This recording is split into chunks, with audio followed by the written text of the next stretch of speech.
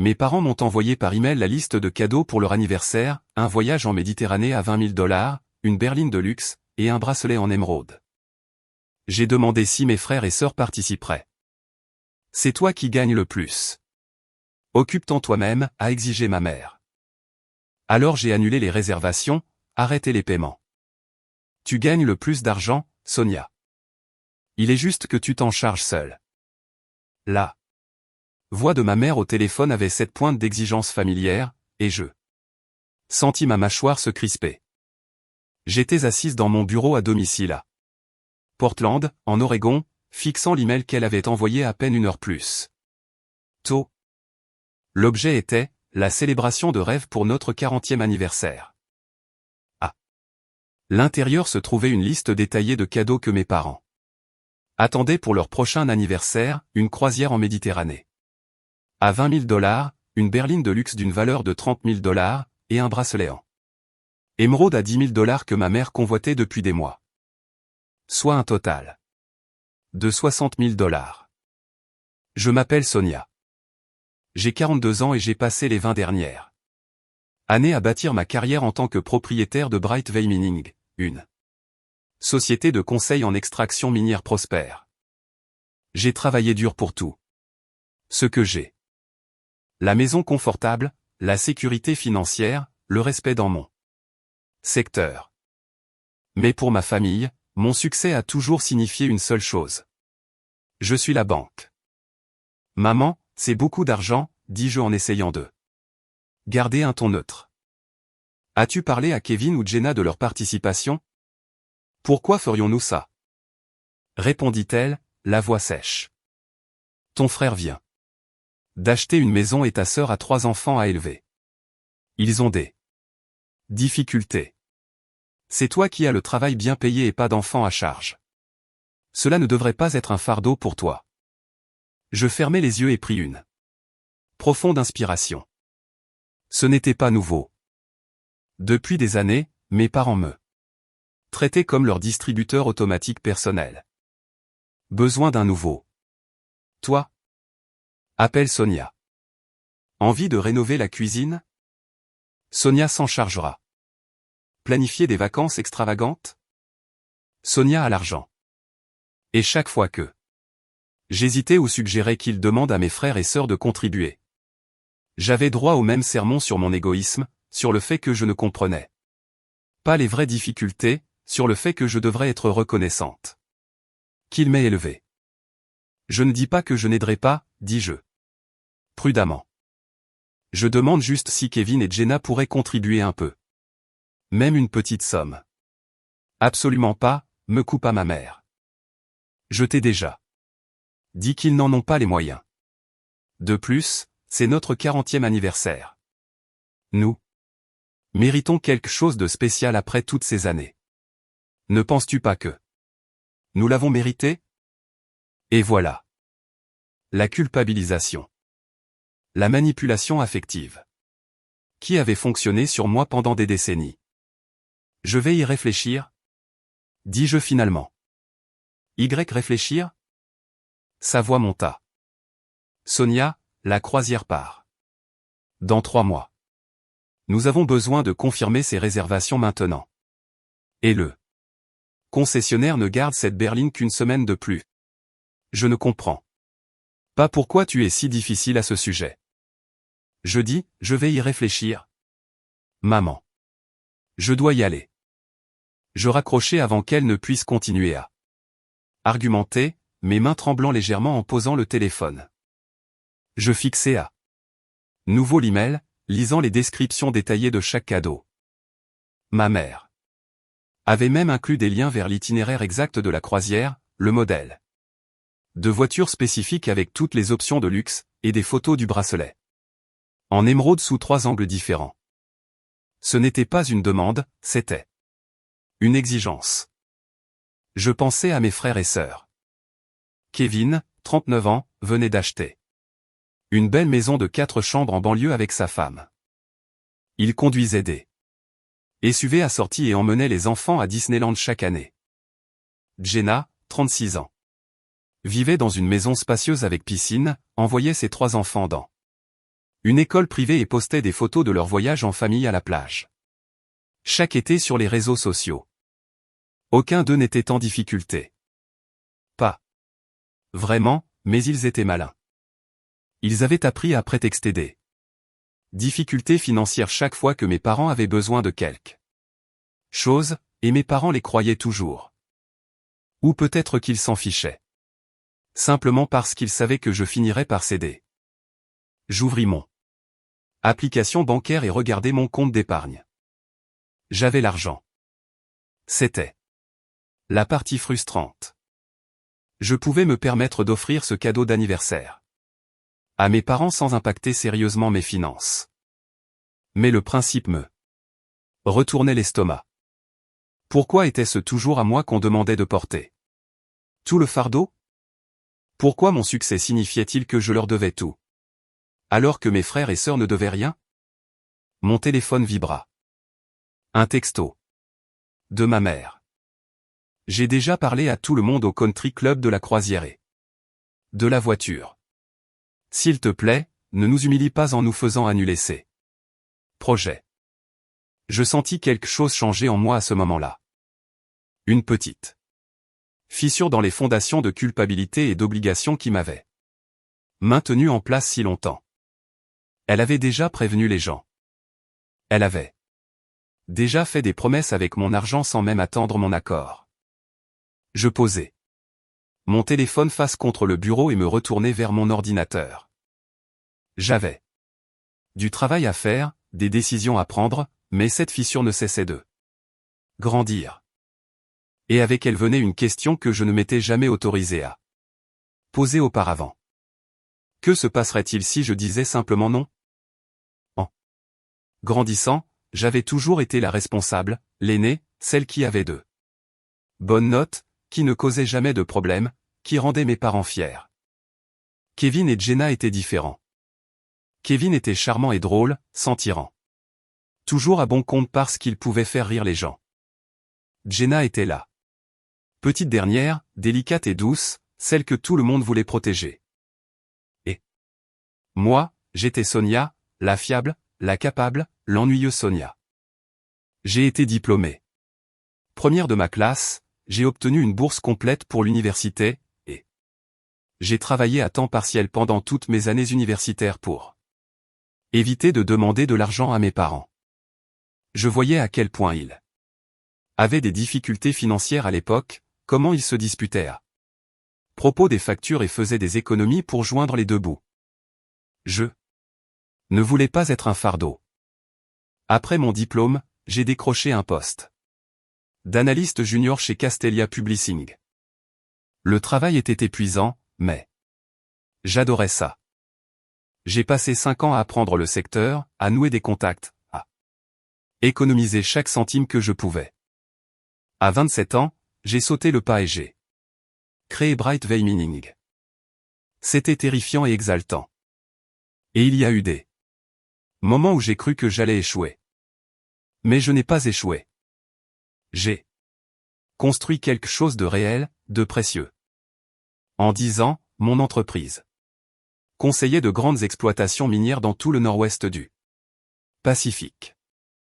J'avais une équipe de 15 employés, des contrats valant des millions. Et une réputation d'excellence. Mes parents étaient fiers, à leur manière.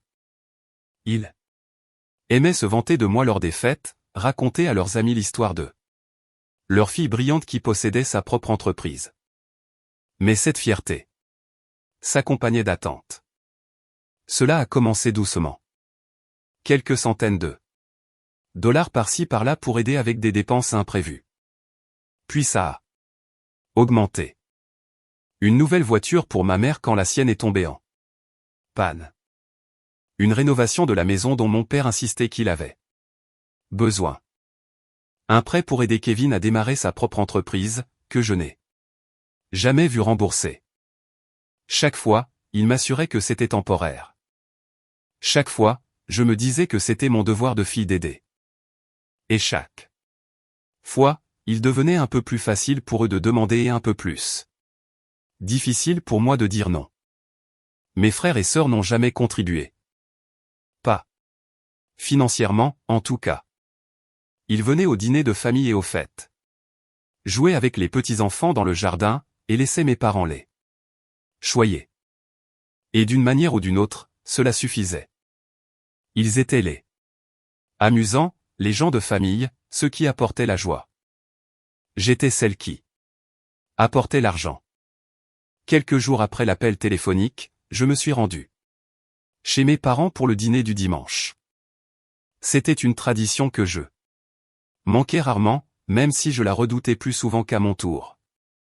La maison se trouvait dans un quartier agréable de la banlieue, une spacieuse maison à 2 étages avec une pelouse bien entretenue. Mon père avait pris sa retraite de son poste de directeur d'usine il y a 3 ans, et ma mère n'avait jamais travaillé en dehors de la maison. Ils vivaient confortablement, pas luxueusement, mais confortablement. Kevin et Jenna étaient déjà là quand je suis arrivé, leur famille se répandant dans le jardin. J'entendais les enfants rire, les adultes discuter autour d'un verre. J'ai garé ma voiture et je suis resté assis un instant, rassemblant mon courage. Quand je suis entré, ma mère m'a accueilli avec un sourire crispé. Te voilà. Je commençais à croire que tu ne viendrais pas. Il y avait beaucoup de circulation, ai-je menti. Elle m'a conduite dans la cuisine où elle terminait les préparatifs du repas. Ton père et moi avons discuté, dit-elle d'un ton désinvolte. Nous pensons que ce serait bien si tu pouvais nous offrir la croisière et la voiture comme cadeau d'anniversaire anticipé. De cette façon, nous pourrons commencer à planifier le voyage et récupérer la voiture avant la fin de la promotion. J'ai posé mon sac à main sur le comptoir. Je n'ai pas encore décidé, maman. Son sourire vacilla. Qui a-t-il à décider? Je t'ai expliqué la situation. Ton frère et ta sœur ne peuvent pas aider, donc ça repose sur toi. Leur as-tu vraiment demandé? Je t'ai dit qu'ils avaient des difficultés financières. Il ne sert à rien de leur demander de contribuer quand ils ne le peuvent pas. Kevin vient d'acheter une maison, ai-je souligné. Et les enfants de Jenna vont à l'école privée. Il ne semble pas avoir tant de difficultés que ça. L'expression de ma mère se durcit. N'ose pas juger tes frères et sœurs, Sonia. Ils ont des familles à soutenir, de vraies responsabilités. Tu n'as aucune idée de ce que c'est. Les mots m'ont blessé, exactement comme ils étaient censés le faire. J'avais entendu des variations de ce discours toute ma vie, car j'avais choisi de ne pas me marier, de ne pas avoir d'enfants. Ma vie était en quelque sorte moins précieuse. Mes responsabilités étaient moins réelles. J'ai des responsabilités aussi, dis-je doucement. Je dirige une entreprise. J'ai des employés qui dépendent de moi. C'est différent, et tu le sais. Lança-t-elle. Ton père et moi avons tant sacrifié pour vous élever, les enfants. Le moins que tu puisses faire est de montrer un peu de gratitude. Maintenant que tu as réussi. J'avais envie de discuter. J'avais envie de souligner toutes les fois où je les avais aidés. Tout l'argent que j'avais donné. Sans me plaindre. Toutes les manières dont j'avais fait passer leurs besoins. Avant les miens. Mais je savais que ça ne changerait rien. À leurs yeux, je ne donnerai jamais assez. J'ai besoin d'y réfléchir, ai-je répété. Ma mère se détourna de moi, les épaules raides de désapprobation. Très bien, mais ne prends pas trop de temps. Nous ne rajeunissons pas, Sonia. J'ai passé le reste de la soirée dans le jardin, à regarder mes nièces et neveux jouer, à écouter Kevin et Jenna parler de leur vie. Aucun d'eux n'a mentionné le cadeau d'anniversaire. Aucun d'eux ne semblait s'en soucier le moins du monde, car ils savaient. Ils savaient que je m'en occuperais. Je le faisais toujours. Le point de rupture est survenu 2 semaines plus tard, un mardi matin. J'étais dans mon bureau en train d'examiner les rapports trimestriels quand mon téléphone a sonné. C'était mon père cette fois, ce qui était inhabituel. Il m'appelait. Rarement directement. Sonia, nous devons parler, dit-il d'une voix sévère. Qu'est-ce qui ne va pas? Ta mère est très contrariée. Elle pleure depuis ce matin parce que tu ne t'es toujours pas engagé pour les cadeaux d'anniversaire. As-tu la moindre idée du stress que tu lui causes? Je sentis une bouffée de colère. C'est moi qui lui cause du stress? Oui, c'est toi. Ce devrait être un moment heureux pour nous, célébrant 40 ans de mariage. Mais au lieu de cela, ta mère est morte d'inquiétude que tu nous mettes dans l'embarras devant nos amis. Papa, je n'ai jamais dit que je n'aiderais pas. J'ai juste demandé si Kevin et Jenna pouvaient contribuer. Nous avons déjà parlé de ça. Interrompit-il. Ils n'en ont pas les moyens. Toi, si. C'est aussi simple que ça. C'est 60 000 $, dis-je, ma voix montant malgré mes efforts pour rester calme. Ce n'est pas une petite somme, même pour moi. Tu gagnes bien. Plus de 200 000 $ par an, rétorqua-t-il. Ne fais pas comme si c'était un énorme sacrifice. Ta mère et moi t'avons tout donné quand tu étais petite. Nous t'avons mis un toit sur la tête, de la nourriture sur la table, nous t'avons envoyé à l'université. J'avais une bourse complète, lui rappelai-je. Ce n'est pas la question. Nous t'avons soutenu émotionnellement, et ça vaut plus que de l'argent. Maintenant, nous te demandons une chose.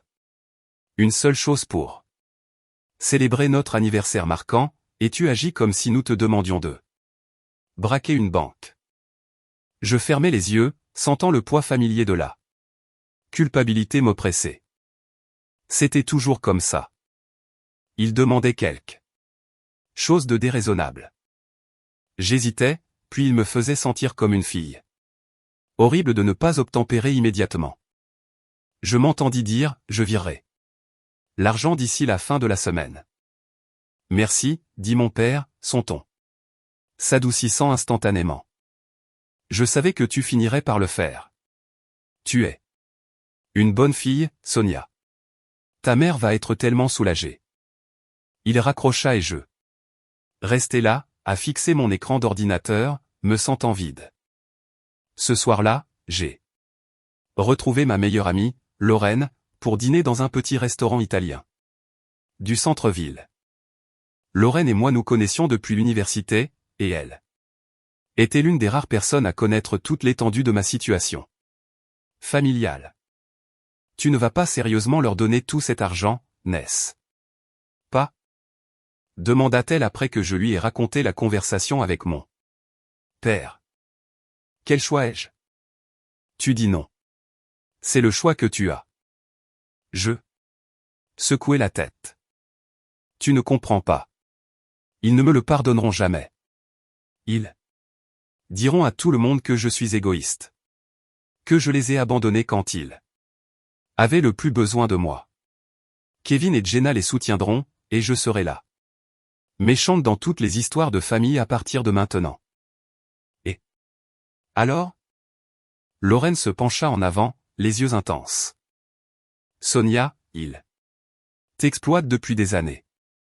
Ils n'apprécient pas ce que tu fais pour eux. Ils s'y attendent, tout simplement. Et plus tu donneras, plus ils exigeront. Ce sont mes parents. Ils profitent de toi. Je savais qu'elle avait raison. Au fond de moi, je l'avais toujours su. Mais le reconnaître, c'était comme admettre que j'avais été une idiote pendant toutes ces années, que j'avais perdu des décennies à essayer de gagner un amour qui ne serait jamais donné gratuitement. Je veux juste qu'il soit heureux, dis-je doucement. Et ton bonheur à toi? Demanda Lorraine. Quand est-ce que c'est ton tour de compter? Je n'avais pas de réponse à ça. Cette nuit-là, je suis resté au lit. Sans pouvoir dormir, l'esprit en ébullition. Je n'arrêtais pas de penser à la conversation avec mon père, à la façon dont il avait si facilement balayé mes inquiétudes, à la façon dont il m'avait fait sentir coupable d'avoir même hésité. Je pensais aux textos de ma mère, à la façon dont elle avait déjà parlé. Des cadeaux aux gens avant même que j'ai accepté de payer. Je pensais à Kevin et Jenna menant leur vie confortable pendant que je payais la note pour les extravagances de nos parents. Je pensais à toutes les fois où j'avais sacrifié mes propres désirs et besoins pour rendre ma famille heureuse, et au peu de reconnaissance que j'avais reçue en retour. Et puis j'ai pensé à ce que Lorraine avait dit. Quand est-ce que c'est ton tour de compter? Je me suis levé et je suis allé à mon bureau.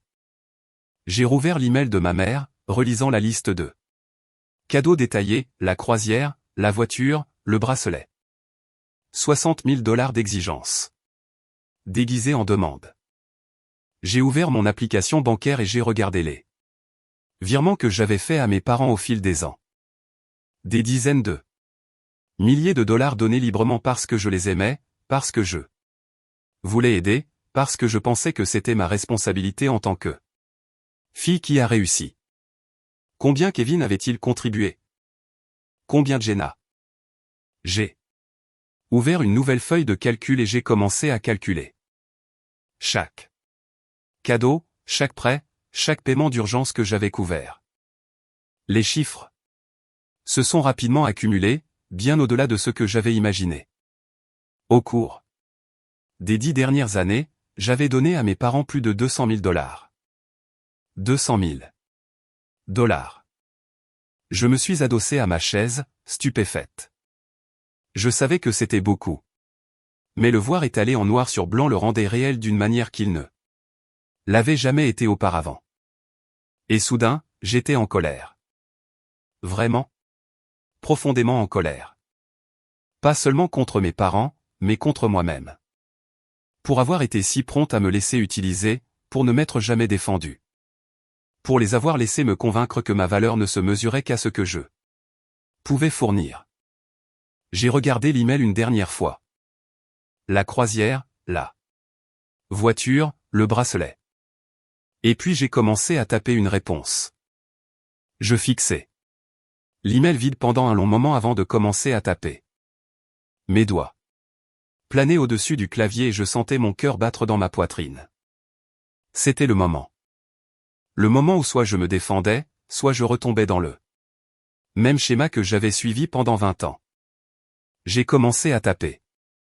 Cher maman et papa, j'ai beaucoup réfléchi à votre demande de cadeau d'anniversaire. Ces dernières semaines. Après avoir examiné mes finances et tout considéré attentivement, j'ai décidé que je ne serais pas en mesure de fournir les cadeaux que vous avez demandés. J'espère que vous comprenez et je vous souhaite une merveilleuse célébration d'anniversaire. Avec tout mon amour, Sonia. Mon doigt plana sur le bouton d'envoi. C'était un message si simple, poli même, mais je savais qu'il exploserait comme une bombe dans ma famille. J'ai pris une profonde inspiration et j'ai cliqué sur envoyer avant de pouvoir changer d'avis. La réponse est arrivée en moins de 10 minutes. Mon téléphone s'est mis à sonner. Immédiatement. C'était ma mère. J'ai laissé le message aller sur la messagerie vocale. Elle a rappelé encore et encore. Au 4e appel, j'ai finalement répondu. Comment oses-tu? Siffla-t-elle au téléphone. Comment oses-tu nous mettre dans l'embarras comme ça? Maman, je n'essaie d'embarrasser personne. Je ne peux tout simplement pas me permettre de dépenser 60 000 $ en ce moment. C'est un mensonge, et tu le sais. Tu gagnes beaucoup d'argent. Tu ne veux tout simplement pas aider tes propres parents. Ce n'est pas vrai. Je vous ai aidé d'innombrables fois au fil des ans. Je vous ai donné des centaines de milliers de dollars. Et nous sommes censés être reconnaissants? Interrompit-elle. Nous sommes tes parents, Sonia. Nous t'avons élevé. Tu nous dois bien ça. Ces mots m'ont frappé comme un coup physique. Je vous dois bien ça? Oui, tu nous le dois. Nous aurions pu dépenser cet argent pour nous, mais nous l'avons investi en toi. Nous t'avons donné un bon foyer, une Bonne éducation. J'ai payé ma propre éducation, dis-je, la voix tremblante. J'ai travaillé 2 emplois pendant mes études pour éviter de vous demander de l'argent. Eh bien, nous avons payé pour tout ce qui a précédé. As-tu la moindre idée de ce que ça coûte d'élever un enfant? Et tu as toujours été une enfant si exigeante, toujours à avoir besoin de nouveaux vêtements et de fournitures scolaires. Tous les enfants ont besoin de ces choses. Dis-je, sentant les larmes me piquer les yeux. C'est ce que les parents sont censés fournir. Ne me fais pas la leçon sur la parentalité, lança ma mère. Tu n'as jamais eu d'enfant. Tu n'as aucune idée de ce que ça demande. Je sais que les enfants ne sont pas censés passer toute leur vie d'adulte à rembourser leurs parents pour être nés. Il y eut un long silence à l'autre bout du fil. Quand ma mère reprit la parole, sa voix était froide. Je vois. C'est donc ce que tu ressens vraiment après tout ce que nous avons fait pour toi. C'est la gratitude que nous recevons. Maman, s'il te plaît. Je n'essaie pas de te blesser. Je pense juste que 60 000 $ est trop demandé à une seule personne. Si Kevin et Jenna pouvaient participer. Je t'ai déjà dit qu'ils n'en ont pas les moyens. Pourquoi continues-tu à les mentionner? Es-tu jalouse de tes frères et sœurs, Sonia? C'est de ça qu'il s'agit? Non, je demande juste de l'équité. La vie n'est pas juste, dit brusquement ma mère. Certaines personnes ont plus et d'autres ont moins. Tu as plus, donc tu devrais aider ceux qui ont moins. C'est ce que fait une famille. Mais je suis aussi de la famille, dis-je doucement. Est-ce que quelqu'un se soucie de ce dont j'ai besoin? Ce dont tu as besoin. Elle rit. Un son dur. Tu n'as besoin de rien, Sonia. Tu as une grande maison, une entreprise prospère. Beaucoup d'argent à la banque. De quoi pourrais-tu bien avoir besoin? Je voulais lui dire que j'avais besoin de me sentir valorisé pour plus que mon compte en banque. J'avais besoin de sentir que mes sacrifices comptaient. J'avais besoin d'être traité avec la même considération et le même respect qu'ils accordaient à mes frères et sœurs. Mais je savais que ça ne changerait rien. Je suis désolé que tu sois déçu, dis-je finalement. Mais ma réponse est non. Je raccrochai avant qu'elle ne puisse répondre. Le téléphone sonna à nouveau immédiatement. Cette fois, c'était mon père. Je l'ai envoyé sur la messagerie vocale. Puis Kevin a appelé, puis Jenna. Puis ma mère à nouveau. J'ai éteint mon téléphone et je suis resté assise dans le silence de mon bureau. Mes mains tremblaient. Je l'avais fait. J'avais vraiment dit non. Le soulagement que je ressentis était presque écrasant, mêlé à un profond sentiment d'effroi. Je savais que ce n'était pas fini. Mes parents n'accepteraient pas mon refus tranquillement. Ils insisteraient, manipuleraient, me culpabiliseraient et feraient tout ce qu'il fallait pour obtenir ce qu'ils voulaient. Mais pour la première fois de ma vie, j'avais tracé une ligne. Le lendemain matin, je me suis réveillé pour trouver ma boîte de réception inondée de messages de ma famille. Ma mère avait envoyé 3 longs emails détaillant toutes les façons dont j'étais une déception, tous les sacrifices qu'elle et mon père avaient faits pour moi, et à quel point j'étais ingrate et égoïste. Mon père avait envoyé un message plus court mais tout aussi dur, remettant en question mon caractère et mes valeurs. Mais le message qui m'a le plus blessé venait de Jenna. Sonia. Je ne comprends pas pourquoi tu fais ça à maman et papa. Ils ont toujours été si fiers de toi, et maintenant tu leur brises le cœur pour de l'argent. Je sais que tu as ta propre vie et tes propres dépenses, mais c'est leur 40e anniversaire. Ne peux-tu pas les faire passer en premier pour une fois? J'aiderais si je pouvais, mais tu sais à quel point les choses sont serrées pour nous en ce moment avec les enfants et tout. S'il te plaît, reconsidère ta décision. Ils vieillissent et ne seront pas là éternellement. Veux-tu vraiment gâcher cette Étape spéciale pour eux. J'ai lu le message 3 fois, sentant la colère monter à chaque lecture. Les enfants de Jenna allaient dans une école privée qui coûtait 20 000 $ par an et par enfant. Elle et son mari conduisaient des SUV de luxe et venaient d'installer une nouvelle piscine dans leur jardin. Mais d'une manière ou d'une autre, elle ne pouvait même pas contribuer 1 000 $ au cadeau d'anniversaire de nos parents. Et Kevin n'avait même pas pris la peine de m'envoyer un message. Il avait plutôt envoyé un message à ma mère, qu'elle m'avait transféré. Dedans, il exprimait sa déception envers moi et assurait à ma mère qu'il l'aiderait s'il le pouvait, mais que sa nouvelle maison avait étiré son budget à la limite. Sa nouvelle maison avait coûté 450 000 $. J'ai réalisé. Alors que ma famille avait créé un système où j'étais la pourvoyeuse désignée. Mes frères et sœurs les bénéficiaires désignés de sympathie et de compréhension. Ils avaient appris que s'ils se plaignaient assez fort de leur pauvreté, ils seraient absous de toute responsabilité. Et j'avais permis ce système en intervenant toujours pour combler le vide. Eh bien, plus maintenant. 2 jours après avoir envoyé mon email de refus, ma mère s'est présentée à mon bureau. Sans prévenir. Mon assistante m'a prévenu qu'elle était dans le hall, et j'ai senti mon estomac se nouer. J'ai envisagé de dire à mon assistante de la renvoyer, mais je savais que cela ne ferait qu'empirer les choses. Faites-la. Montez, dis-je à contre-cœur. Ma mère est entrée dans mon bureau 5 minutes plus tard, vêtue d'une tenue coûteuse que j'ai reconnue car je l'avais payée il y a 6 mois.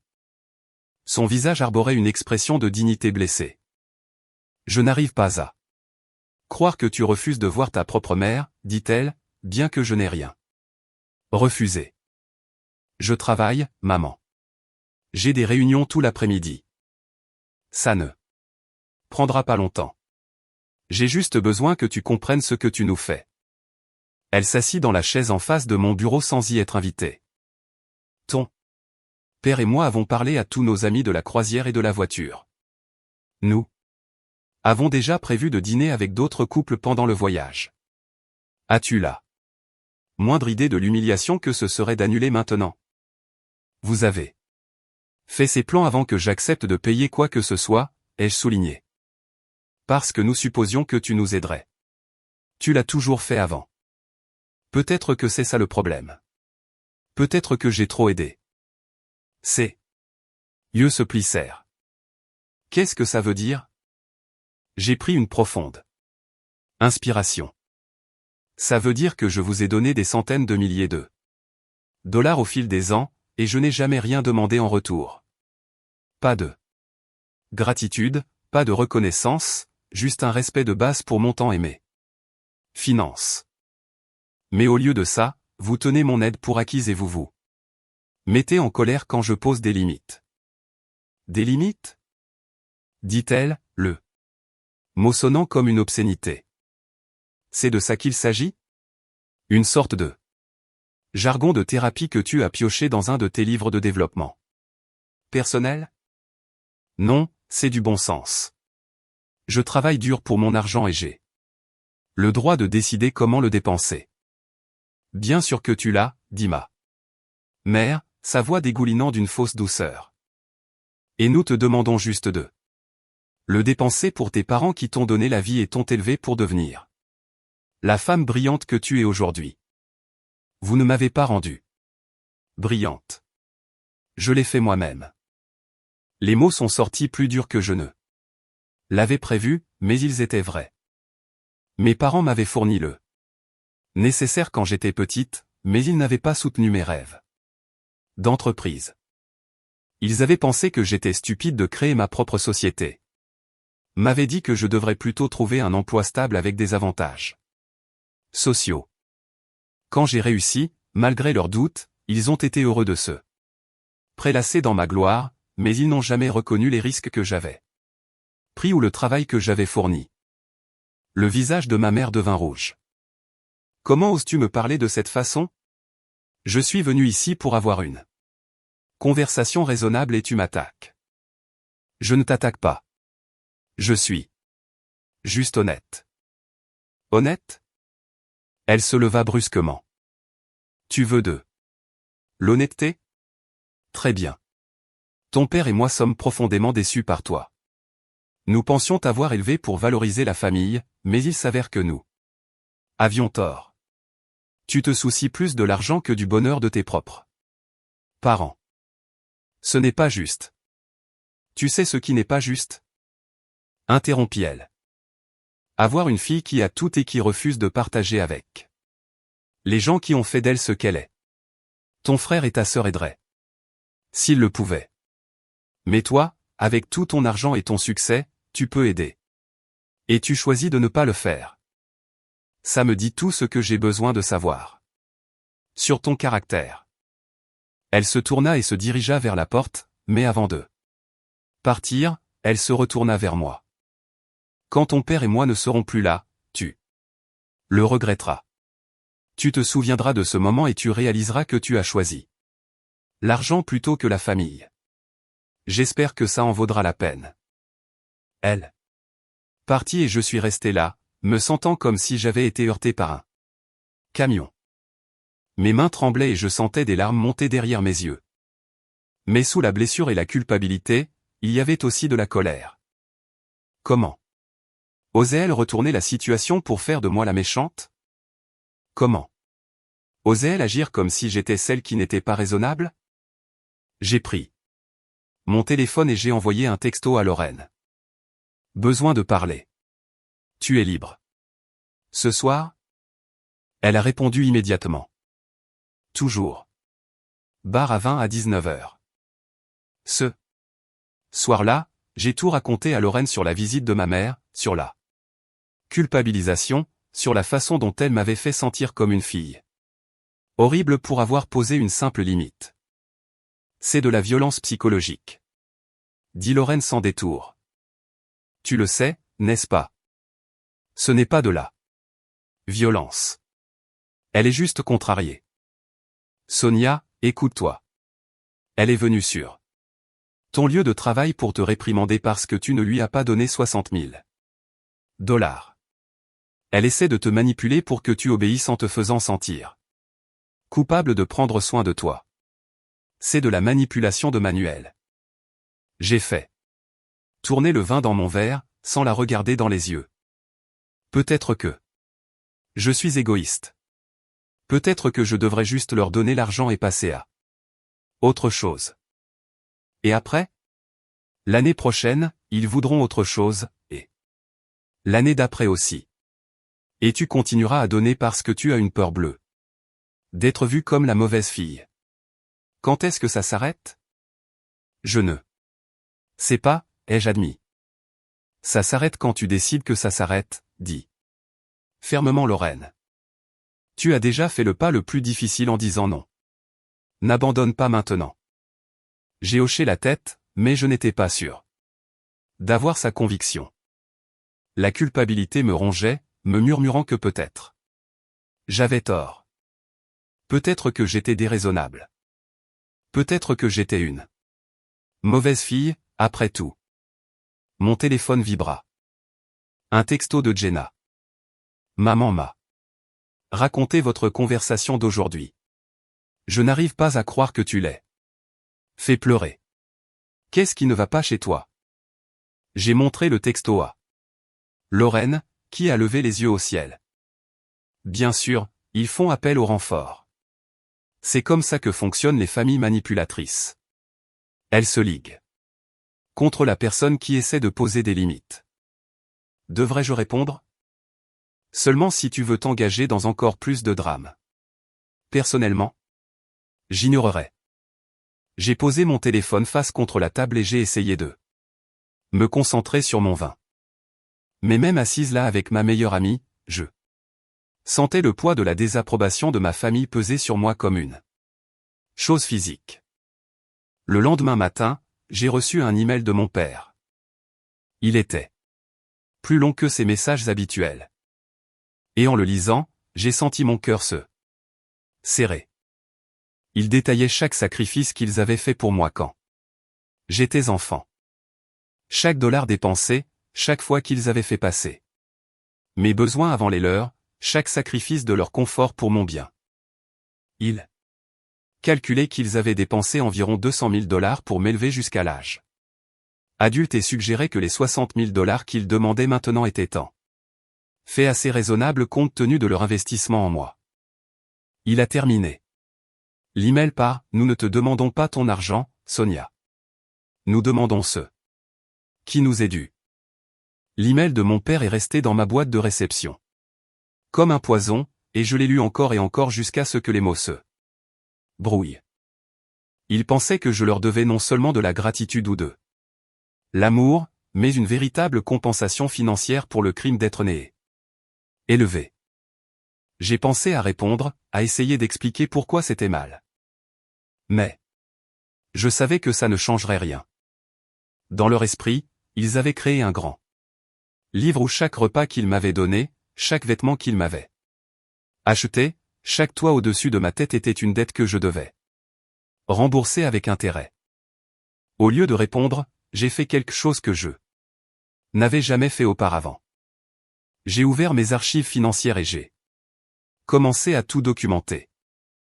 Chaque virement à mes parents, chaque cadeau, chaque prêt jamais remboursé, chaque dépense d'urgence que j'avais couverte. J'ai créé une feuille de calcul détaillée avec des dates, des montants et des descriptions. Le chiffre final était de 237 000 $. Je leur avais donné plus que ce qu'ils prétendaient avoir dépensé pour m'élever. Je suis resté longtemps à fixer la feuille de calcul, sentant quelque chose changer en moi. Il ne s'agissait plus seulement des cadeaux d'anniversaire. Il s'agissait d'un schéma de comportement qui avait défini ma relation avec ma famille pendant toute ma vie d'adulte. J'ai pris mon téléphone et j'ai appelé ma conseillère financière, Patricia. J'ai besoin de faire quelques changements dans ma planification financière, lui ai-je dit. Quel genre de changement? Je veux créer une fiducie pour moi-même, quelque chose de protégé, auquel personne d'autre ne peut accéder.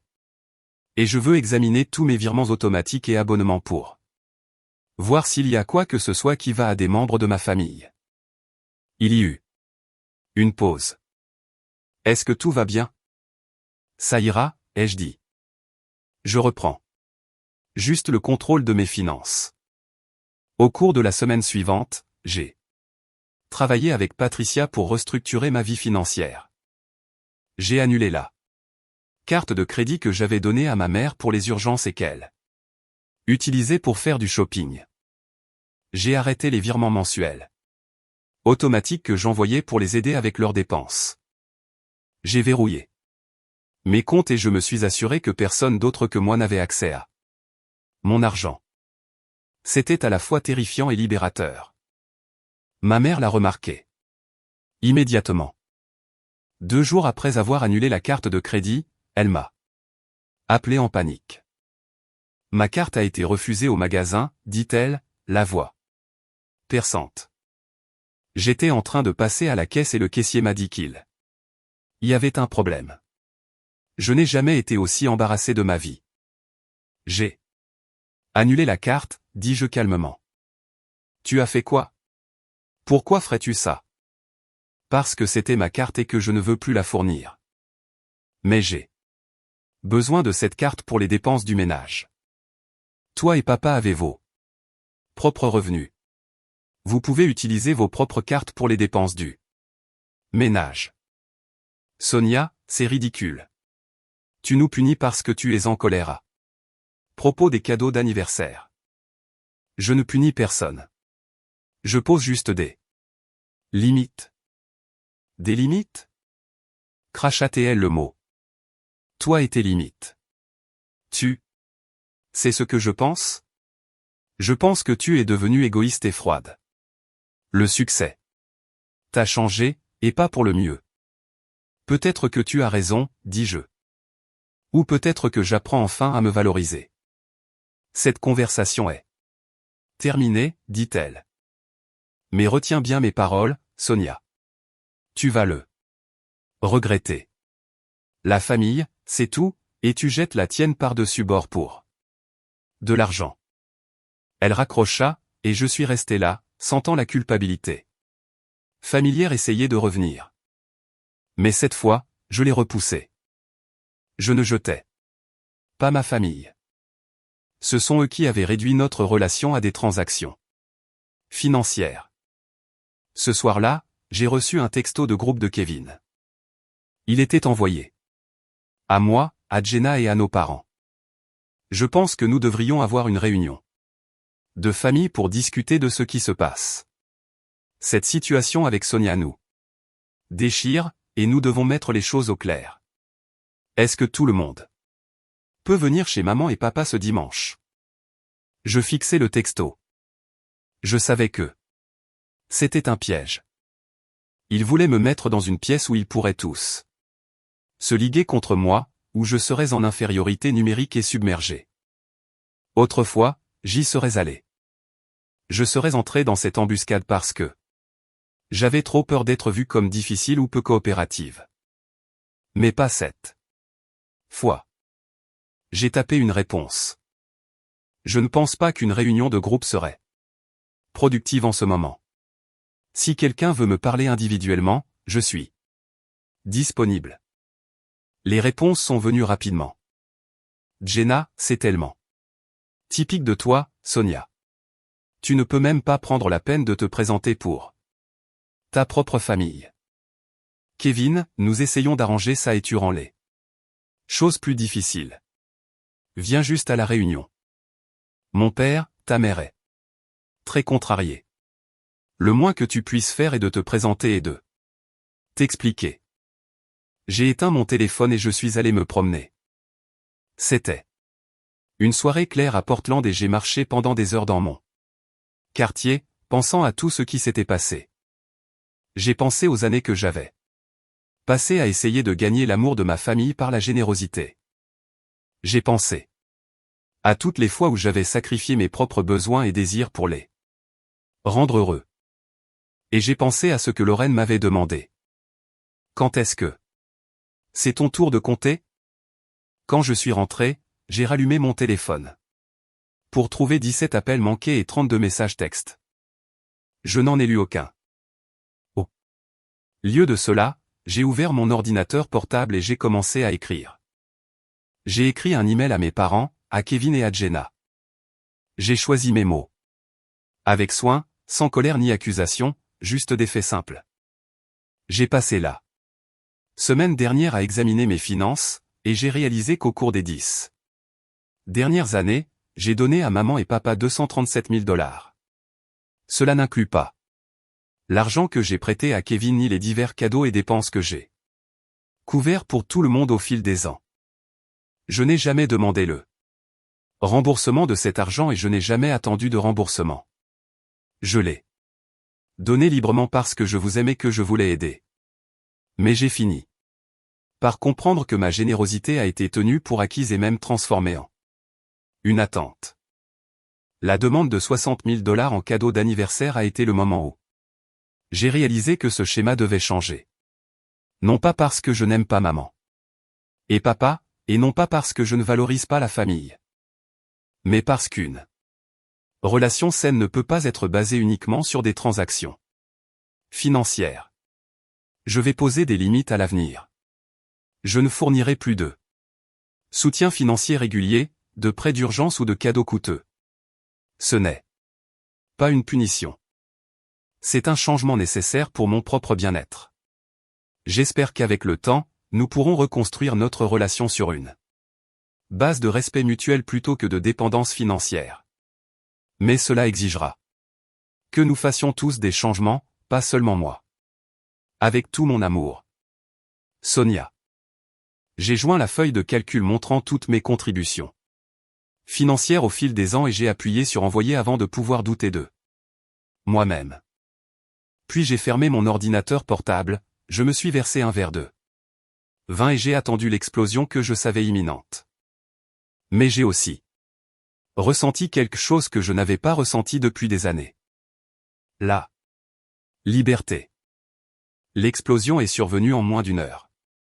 Ma mère a appelé la première, hurlant si fort que j'ai dû tenir le téléphone loin de mon oreille. Je n'ai pas compris chaque mot, mais le thème général était clair. J'étais ingrate, cruelle, et je les avais humiliés en mettant par écrit leur dépendance financière envers moi. Elle a exigé que je supprime l'email immédiatement et que je m'excuse pour mon manque de respect. Je lui ai dit non et j'ai raccroché. Mon père a appelé ensuite, la voix tendue de rage. Comment oses-tu nous jeter ces chiffres à la figure comme si nous étions des mendiants? Nous sommes tes parents, pas une œuvre de charité que tu peux détailler et juger. Je ne jugeais pas, dis-je calmement. J'étais honnête à propos de notre relation financière. Ces chiffres sont des faits, pas des accusations. Des faits? Balbutia-t-il. Tu nous as fait passer pour des parasites. Je ne vous ai fait passer pour rien du tout. J'ai juste montré ce qui se passait. Tu sais. Quoi? Ne te donne pas la peine de venir à la fête d'anniversaire. Tu n'es pas la bienvenue. Il n'y aura pas de fête d'anniversaire, lui rappelai-je. Pas celle que vous aviez prévue, en tout cas. Vous ne pouvez pas vous permettre la croisière ou la voiture sans mon argent. Tu te souviens? Le silence à l'autre bout du fil fut profond. Puis il dit très doucement, tu le regretteras, Sonia. Retiens bien mes paroles. Il raccrocha. Kevin a envoyé un long texto m'appelant égoïste et m'accusant d'essayer de me faire passer pour une martyre. Jenna a envoyé un message encore plus long disant que j'avais toujours été jalouse d'eux et que j'utilisais l'argent comme une arme pour blesser nos parents. Je n'ai répondu à aucun des deux. Au lieu de cela, je me suis versé un autre verre de vin et je me suis assise sur mon balcon, regardant les lumières de la ville de Portland. Mon téléphone continuait de vibrer avec des messages entrants, mais je les ai ignorés. Pour la première fois de ma vie d'adulte, j'avais dit à ma famille la vérité complète. Et bien que ça fasse mal, ça me semblait aussi juste. Le lendemain matin, je me suis réveillé avec un email inattendu de Jenna. L'objet était « Nous devons parler en privé ». Je l'ai ouvert avec prudence. Sonia, je sais que tu es en colère en ce moment, et peut-être que tu as des raisons de l'être, mais je pense qu'il y a eu un malentendu sur ma situation financière. Pouvons-nous nous voir pour un café cette semaine? Juste nous deux. Je veux t'expliquer certaines choses. Je fixai l'email avec méfiance. Cela ne ressemblait pas à Jenna.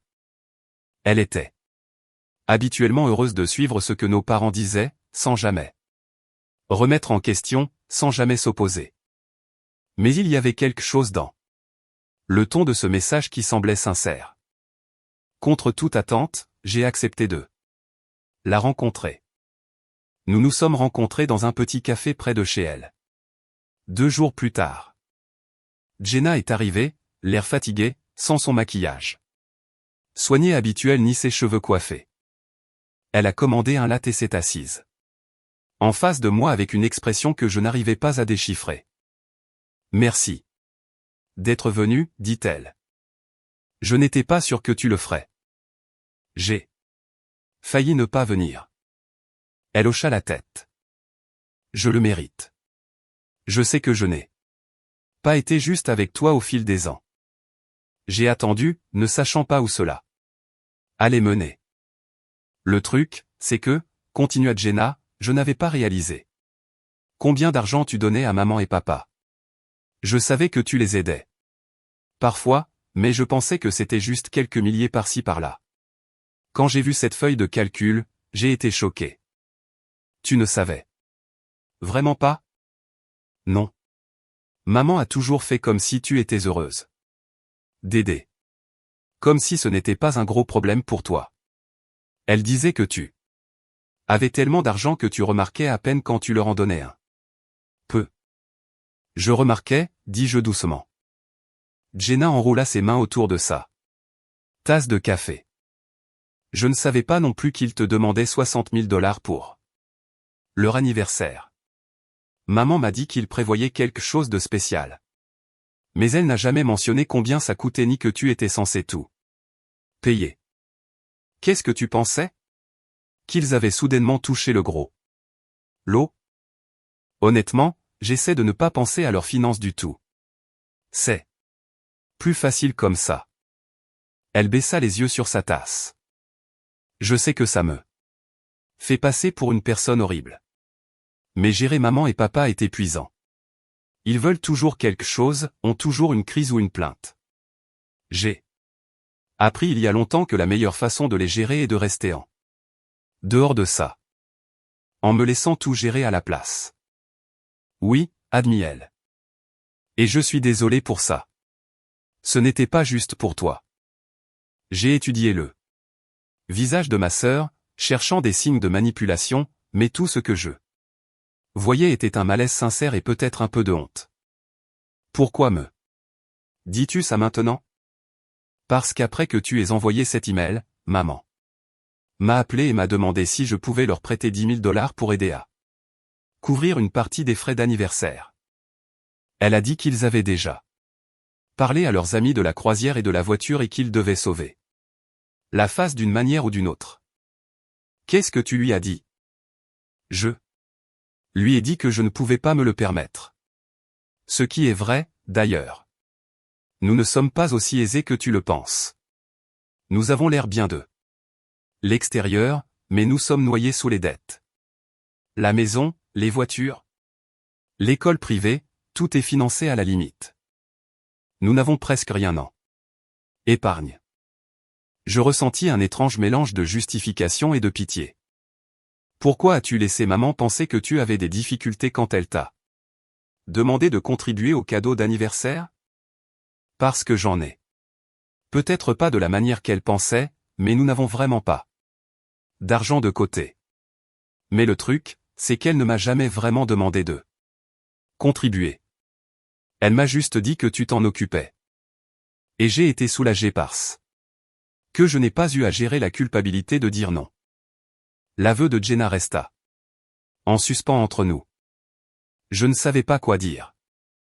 Une partie de moi voulait être en colère contre elle pour avoir profité de ma générosité sans rien faire. Pour arrêter les exigences de nos parents. Mais une autre partie de moi reconnaissait qu'elle avait été prise dans le même système que moi, jouant simplement un rôle différent.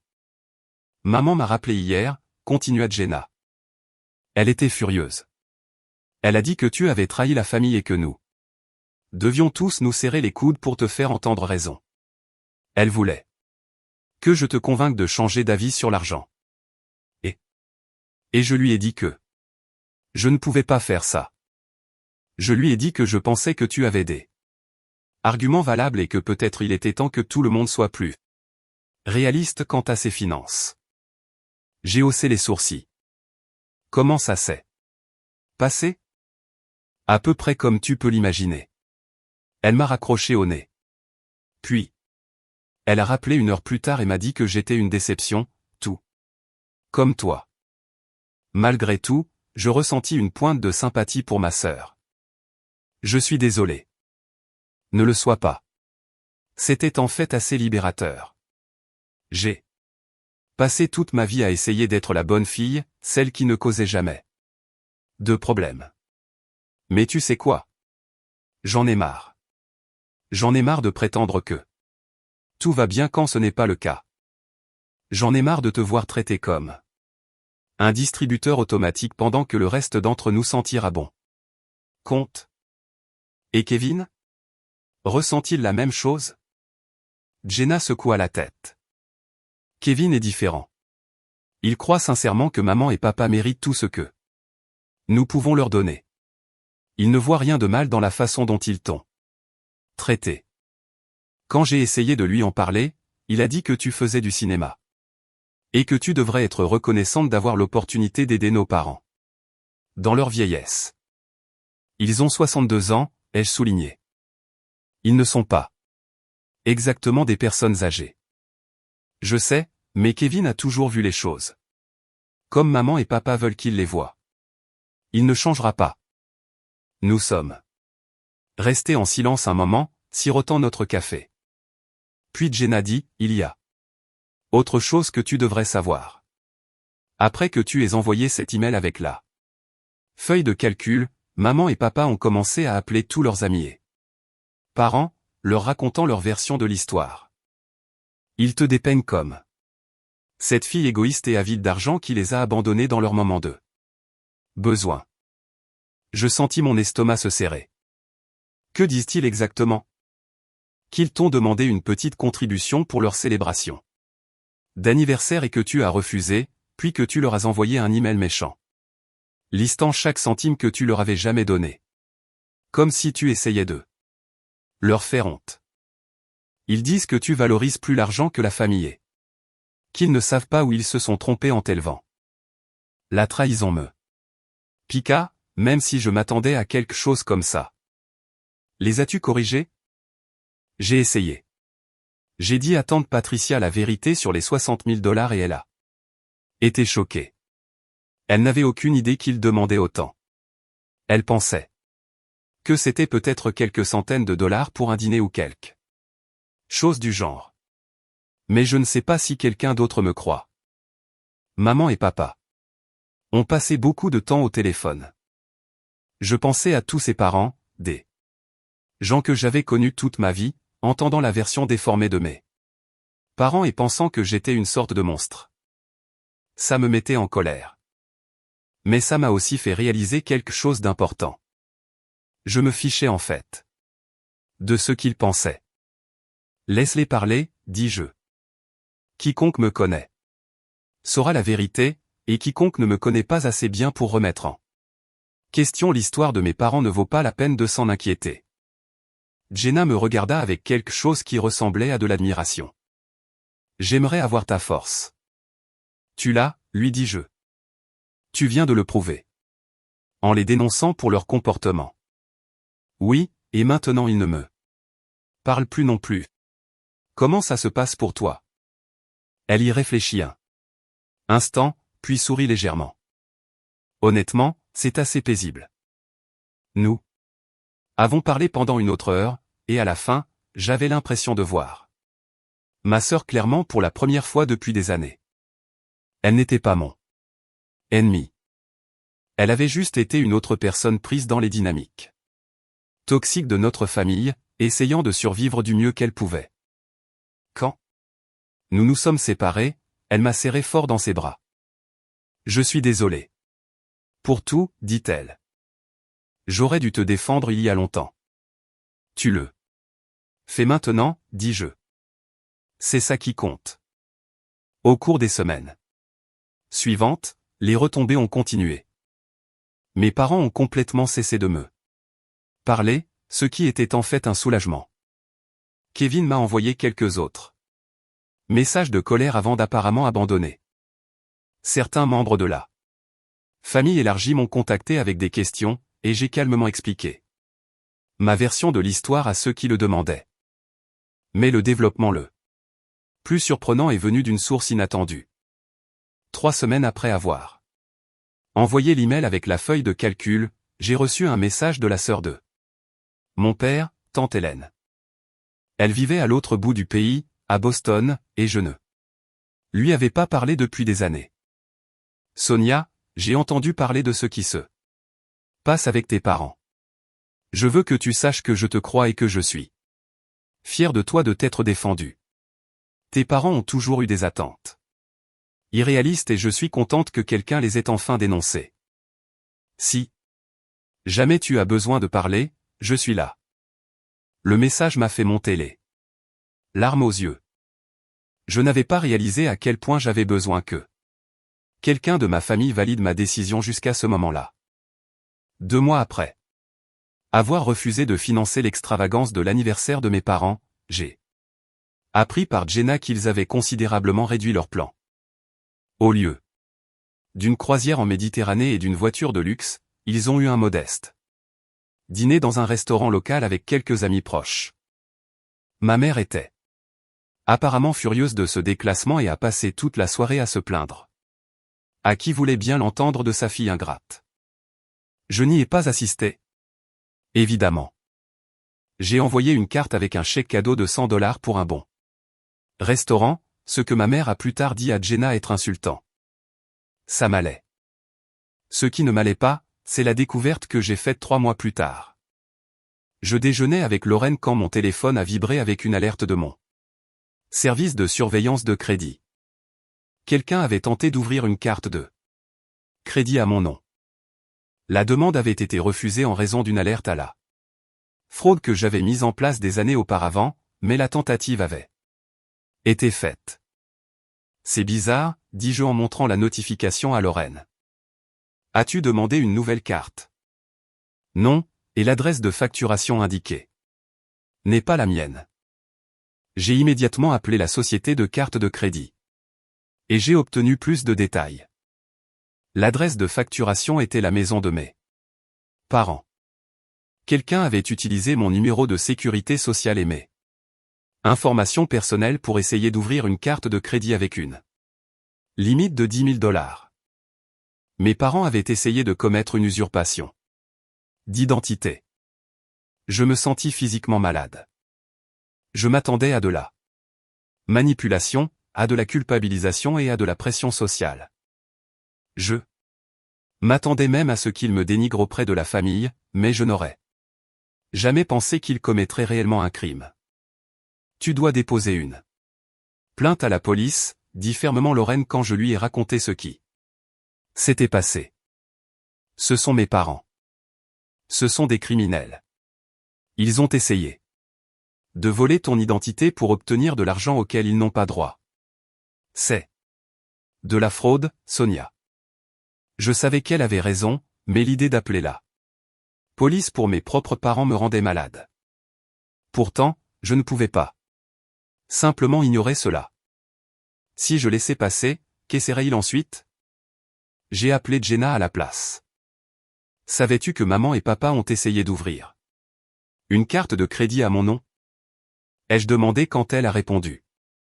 Il y eut une longue pause. Quoi? J'ai expliqué ce qui s'était passé.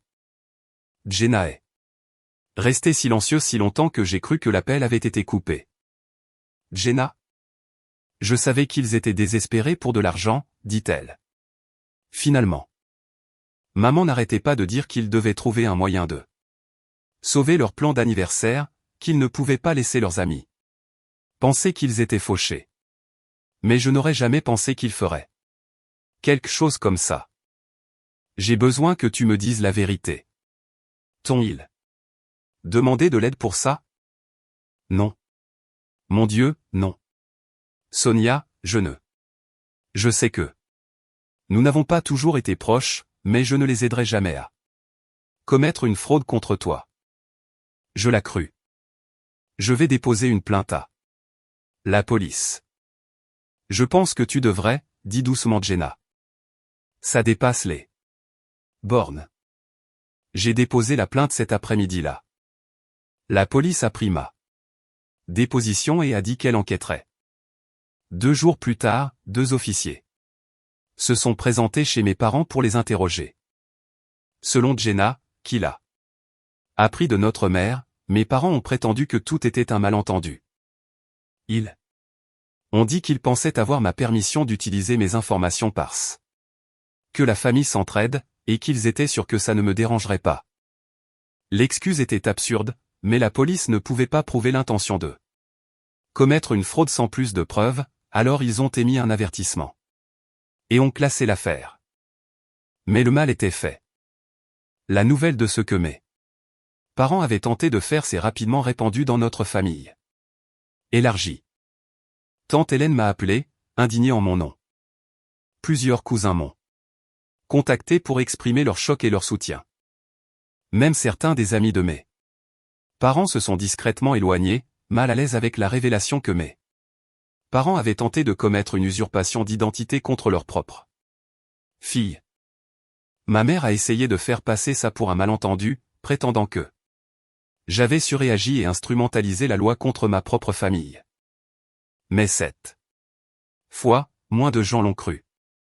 Le schéma devenait trop clair pour être ignoré. Kevin, étonnamment, a finalement montré une faille dans son soutien indéfectible à nos parents. Il m'a appelé un soir, la voix tendue. Je n'arrive pas à croire qu'ils aient fait ça, dit-il. Le truc de la carte de crédit. C'était mal. Oui, ça l'était.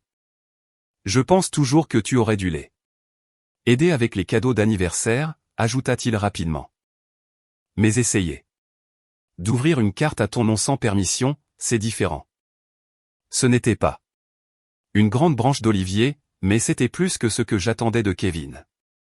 J'apprécie que tu dises ça, lui ai-je dit. Ouais, eh bien, ne t'y habitue pas. Je pense toujours que tu es trop dur avec eux. J'ai souri malgré moi. Notez. Au fil des mois, ma vie est devenue plus calme et infiniment plus paisible sans les demandes constantes de mes parents. J'avais plus de temps et d'énergie à consacrer à mon entreprise, à mes amitiés et à moi-même. J'ai commencé à prendre des cours de poterie le samedi matin. J'ai voyagé à Vancouver pour un long week-end juste parce que j'en avais envie. Je me suis acheté un magnifique collier que j'admirais depuis des mois sans me sentir coupable de la dépense. J'ai appris ce que c'était que de vivre pour soi-même au lieu de l'approbation de sa famille. Mes parents n'ont jamais retrouvé leur statut social ni leur sentiment de tous leurs devoirs. Leur 40e anniversaire est arrivé. Et reparti avec une modeste célébration qui n'a satisfait personne, et surtout pas ma mère, qui a passé des années à raconter amèrement comment sa fille ingrate avait ruiné ce qui aurait dû être l'événement d'une vie. Kevin a finalement cessé de les défendre avec autant de véhémence après qu'il lui ait demandé un prêt de 30 000 $ pour couvrir leur dette croissante, une demande qu'il a refusée, comprenant soudainement ce que j'avais enduré pendant des années. Ils ont essayé de renouer les ponts avec Jenna, mais la relation est restée tendue après qu'elle a posé ses propres limites et a refusé de devenir leur nouveau soutien financier. La tentative d'usurpation d'identité est devenue une légende familiale, chuchotée lors de rassemblements auxquels il assistait rarement. Leur retraite était assez confortable avec leur pension, mais le style de vie somptueux qu'ils avaient envisagé, financé par le succès de leur enfant, ne s'est jamais matérialisé. Ils m'ont blâmé jusqu'à la fin, mais j'avais depuis longtemps cessé de me soucier de leur version des faits. 5 ans. Après cet email fatidique d'anniversaire, je me tenais sur ma nouvelle terrasse, surplombant les montagnes à l'extérieur de Portland, un café à la main, regardant le lever du soleil peindre le ciel de nuances d'or et de rose. Mon entreprise était florissante. Mes amitiés étaient sincères. Et ma vie était entièrement la mienne. J'ai pensé à la femme que j'avais été. Désespérée d'approbation, prête à tout sacrifier pour des miettes d'affection, croyant que sa valeur se mesurait en dollars donnés. Cette femme me semblait être une étrangère. Maintenant, j'avais appris la leçon la plus difficile de ma vie d'adulte, que parfois, la chose la plus aimante que l'on puisse faire pour soi-même est d'arrêter de s'immoler par le feu pour tenir les autres au chaud. Et en sirotant mon café dans le silence paisible du matin, j'ai réalisé que je ne changerais rien au chemin qui m'avait mené ici. Même la douleur, même la culpabilité, même les moments où j'ai cru que j'allais craquer, car de l'autre côté de cette douleur se trouvait la liberté. Et la liberté, avais-je découvert, valait chaque conversation inconfortable, chaque pont brûlé, chaque réunion de famille à laquelle je n'assisterai jamais.